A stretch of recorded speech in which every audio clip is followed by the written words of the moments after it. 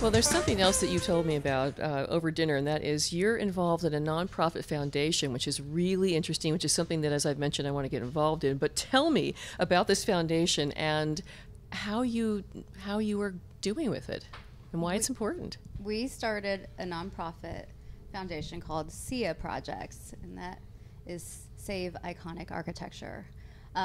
We, being natives to Southern California, have witnessed many iconic and beautiful structures disappear throughout Los Angeles, even different parts of Southern California, all the way to Palm Springs.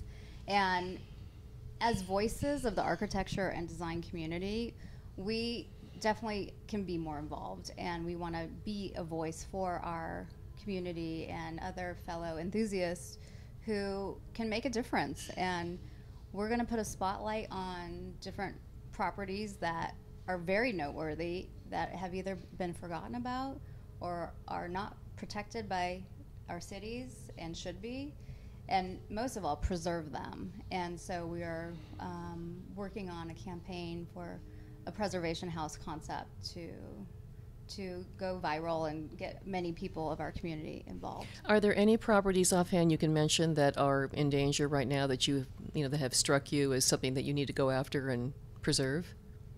There's many properties, there like are. shockingly, Shocking. You would be surprised. From great works by Richard Neutra, many of his significant homes are not landmarked, and I think I am surprised to hear that, actually. Yes. And I think it's because people respect the owner's privacy, and they're they're not going to just barrel through and be like, we're going to do this, But it's not that approach at all. Like, we want to work with the owners of homes if they're interested in landmarking. A lot of people just, if they love the property, why would someone tear it down? But it's not that owner. It's usually the next generation or the second, third owner that has no understanding of the provenance of the property. And we've seen Paul Williams, Richard Neutra's, all kinds of beautiful homes disappear. Even cultural landmarks that are significant to Hollywood history. That the Bacchus Estate was a hot topic, and we just drove by. Right. It's still there. Mr. Howell's house. Oh, sure, yes. Who could forget him, right? But that's a cultural landmark, yes. and Yeah. it's a part of history. And our heritage is just as important as any city. And we're such a mix of many fast, future-forward things happening, but we can't forget our past.